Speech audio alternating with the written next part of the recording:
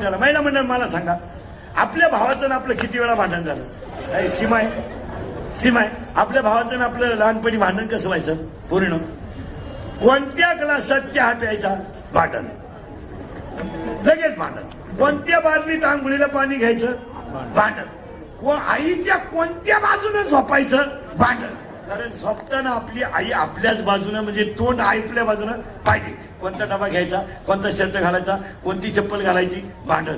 सगळं खरं सांगा महिला मंडळ मला, हे भांडण प्रेमाचं होतं का टिकाऊ? 2 मिनिटात भांडायचं, 2 मिनिटात हसायचं. सकाळी चहा खाली खाण्यावरून भावाचं आणि बहिणीचं भांडण झालं. बहिणीनं खाली चूर गळून टाकली, सगळा भोगा झाला. चहातही गेली नाही, फरशीवर पडली. भावानं लगेच अर्धी खारी तिला दिली. प्रेम भांडणही बी, प्रेमही बी. भाऊ तासाला गेला, बहीण आमची डबा घेऊन गेली.